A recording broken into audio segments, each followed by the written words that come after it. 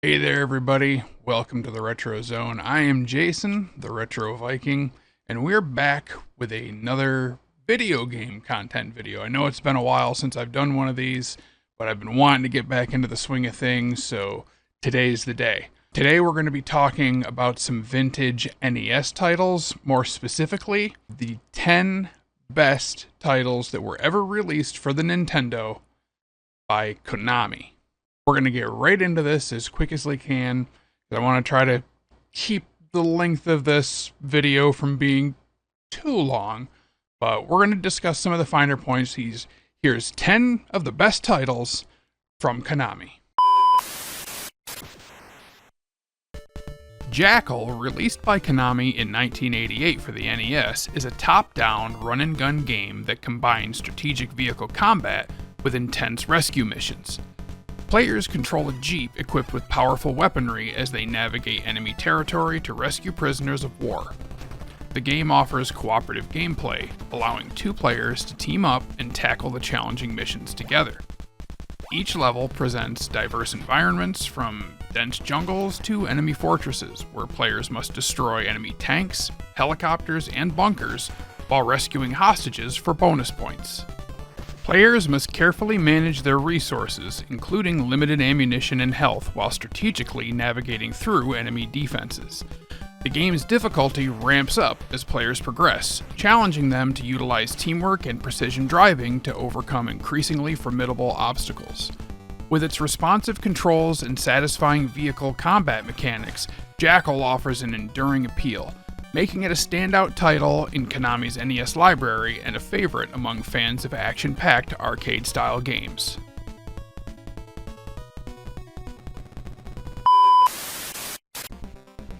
Teenage Mutant Ninja Turtles 2: The Arcade Game is a beloved adaptation of the popular arcade beat-em-up. Released by Konami in 1990, the game allows players to control the four heroes: Leonardo, Michelangelo, Donatello, and Raphael as they battle through waves of enemies to rescue their friend April O'Neil from the evil Shredder. Known for its faithful recreation of the arcade experience, the game features cooperative gameplay where two players can join forces to defeat enemies using each turtle's unique abilities and weapons. With colorful graphics, engaging gameplay, and memorable boss fights against iconic villains like Bebop and Rocksteady.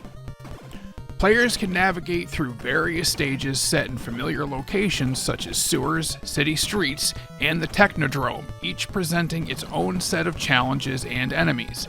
Alongside its engaging combat mechanics, the game includes mini-games like defusing bombs and aerial battles that break up the brawling action, adding depth to the gameplay experience. With its faithful adaptation of the arcade original and its ability to evoke the spirit of teamwork and heroism central to the Teenage Mutant Ninja Turtles franchise, Teenage Mutant Ninja Turtles 2: The Arcade Game stands as a testament to Konami's ability to translate popular arcade hits into compelling home console experiences.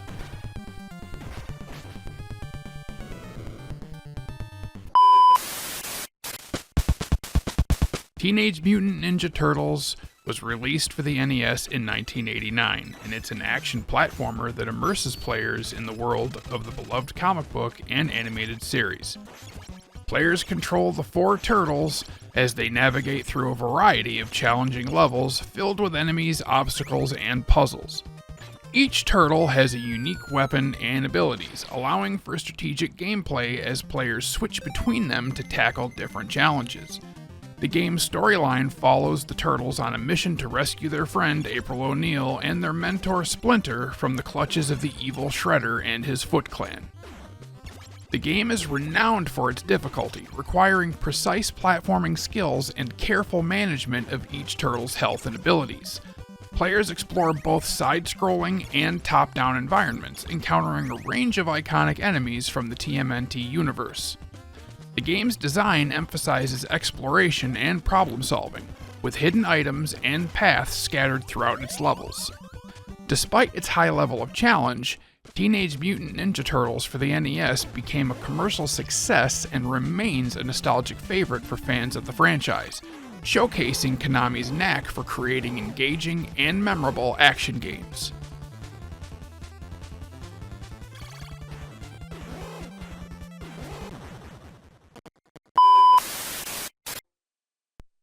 Blades of Steel was developed and published by Konami for the NES in 1988.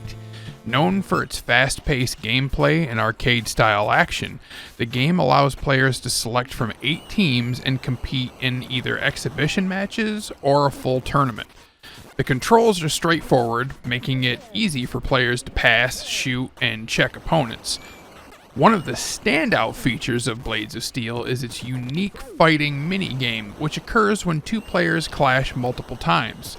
This feature adds an extra layer of excitement as the losing player in the fight is sent to the penalty box, giving the other team a power play advantage. The game also includes an engaging intermission sequence where players can engage in a simple yet fun minigame of Gradius, another Konami title, offering a brief diversion from the main hockey action. Blades of Steel is highly regarded for its smooth animations, realistic sound effects, and crowd noises, creating an immersive atmosphere. The game's blend of easy-to-learn mechanics and engaging gameplay has made it a beloved title among NES enthusiasts and significant entry in the sport game genre.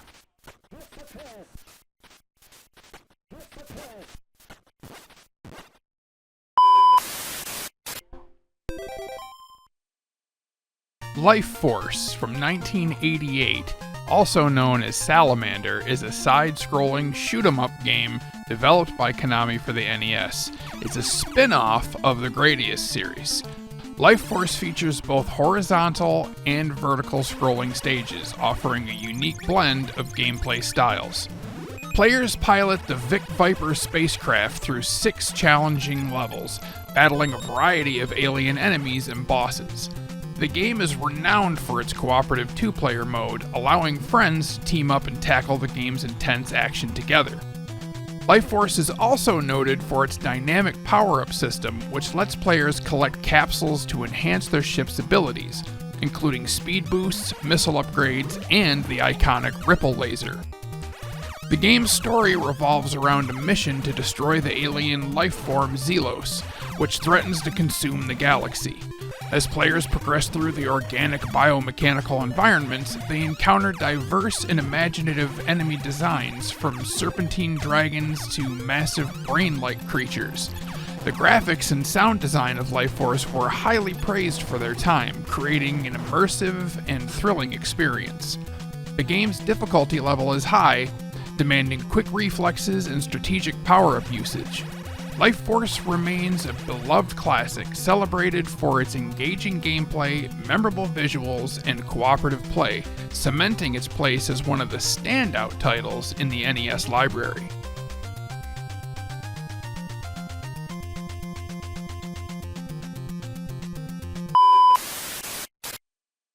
Gradius is a seminal side-scrolling shoot-'em-up, developed and published in 1986. The game is set in the far reaches of space, where players take control of the Vic Viper starfighter to defend the planet Gradius from the invading Bacterian Empire. What set Gradius apart from other games at the time was its innovative power-up system. As players destroyed enemy ships and structures, they collected power-up capsules that could be strategically used to enhance their ship's capabilities, including options like speed boosts, missile launchers, and the iconic Option satellites that mirrored the player's movements and attacks. This added a layer of strategy, as players had to decide the best time to activate these power-ups to maximize their survival and offensive capabilities. The game is renowned for its challenging difficulty and its influence on the shoot-'em-up genre. Each of Gradius' stages is distinct, featuring unique enemy patterns, environmental hazards, and massive bosses that require quick reflexes and careful planning to overcome. The game's combination of tight controls, strategic gameplay, and memorable music, composed by Miki Higashino, contributed to its lasting legacy.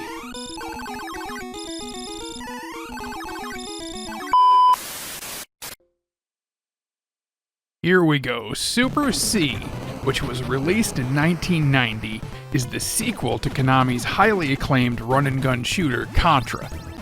In Super C, players take on the roles of commandos Bill Riser and Lance Bean as they battle against an alien invasion force.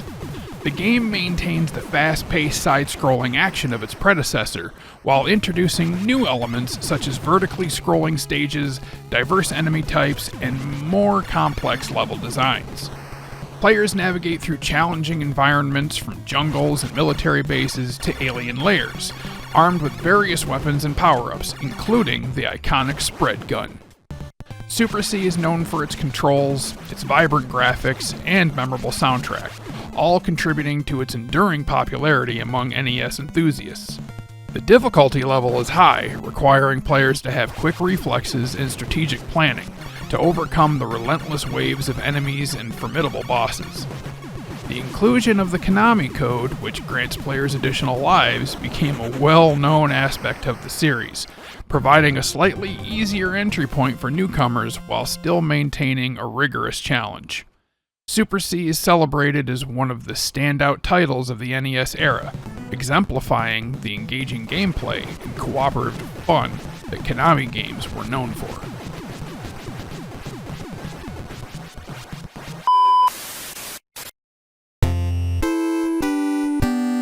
If you're gonna include Super C, you have to talk about Contra. Released by Konami in 1987 for the NES, Contra is a seminal run-and-gun game that has become iconic in the genre. Players assume the roles of commandos Bill and Lance, who are tasked with thwarting an alien invasion orchestrated by the evil Red Falcon organization. The game is renowned for its intense action, cooperative gameplay, and difficulty, which is also partly mitigated by the famous Konami code that grants players 30 extra lives. Contra's levels alternate between side-scrolling and pseudo-3D perspectives, providing variety and challenging players to master different gameplay mechanics. Contra's impact on gaming extends beyond its immediate success. It set a standard for cooperative gameplay, allowing two players to work together simultaneously, which was a relatively novel concept at the time. The game's challenging nature also contributed to the hard but fair reputation that many NES titles held, demanding precision and practice from players. Contra's influence can be seen in numerous subsequent run-and-gun games, and it spawned a successful franchise with multiple sequels and spin-offs across various gaming platforms. Its memorable music, tight controls, and relentless action have solidified Contra's place as one of the most beloved and enduring titles in the NES library.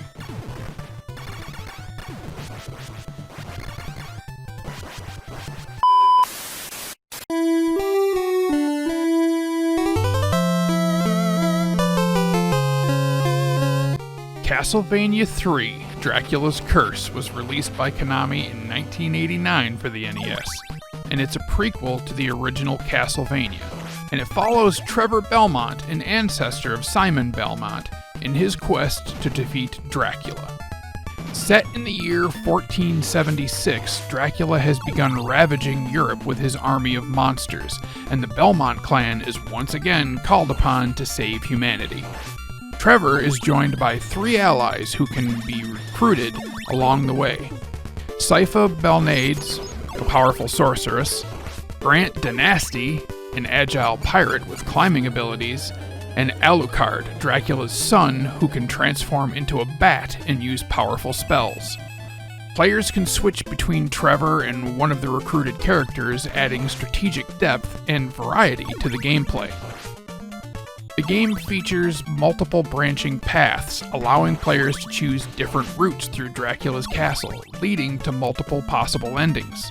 This non-linear gameplay, combined with the distinct abilities of Trevor's allies, provides a high level of replayability. Castlevania III is known for its challenging difficulty, requiring precise platforming and combat skills. The game also boasts an iconic soundtrack that enhances the dark, gothic atmosphere of the series. With its refined gameplay mechanics, engaging story, and memorable characters, Castlevania III: Dracula's Curse is considered one of the best entries in the Castlevania franchise and a standout title in the NES library.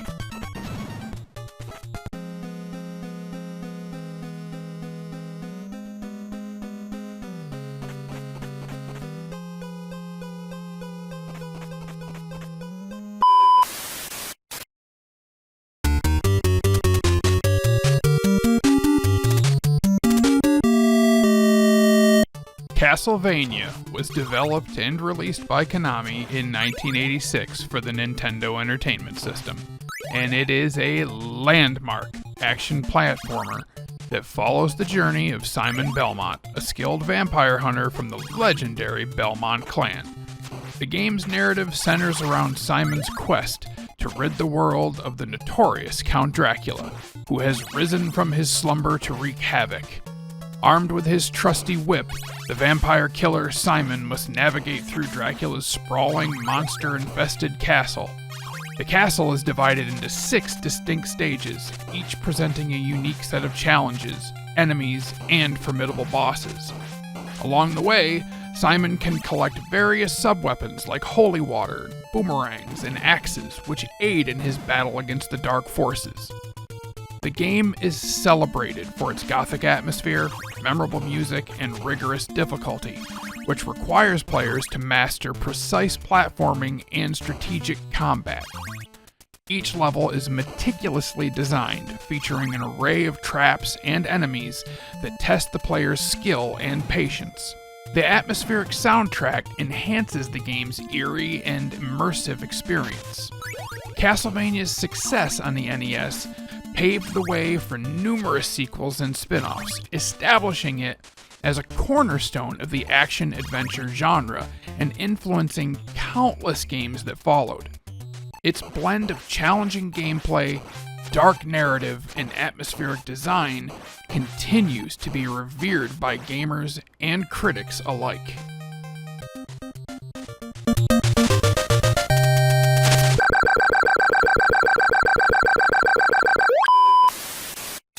Okay, now there you have it. There are 10 of the greatest releases ever made by Konami for the NES.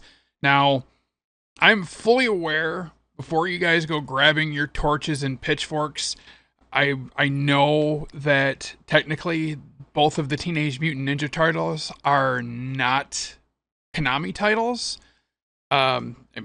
Because, you know, as they say right here and here on each of them, they say Ultra.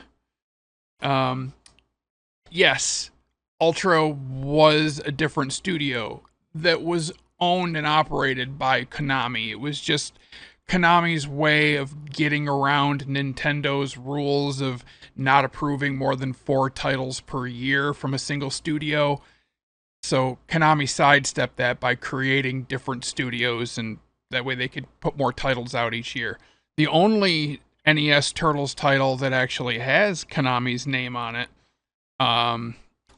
in that series is Turtles 3, the Manhattan Project. You can see it says Konami right there. I'll have to double check. I'm going to have to poke through my collection. I could be wrong about that. Tournament Fighters might also say Konami on it. I'm pretty sure it does for the Genesis version, but I think the Nintendo one does as well. But other than that, the rest of those all do say Konami on them. So there you have it. That's there was really no particular order to that. It's mostly based on the highest grossing ones, because let's face it, as I've said in videos before, a top 10 list is mainly subjective. My top 10 is going to be different from your top 10. So what are they based on? Well, they're mostly based on the numbers sold. And that's pretty much the only logical way you can go about it. So let me know. Speaking of, you know, what my favorites are versus your favorites, did some of yours not make my list? Let me know about it. And since you made it this far, I would really appreciate it if you liked this video and maybe even subscribed. No pressure, totally up to you. But that's going to do it this time, and thanks for hanging out with me. Hope you enjoyed the show. We'll catch you next time.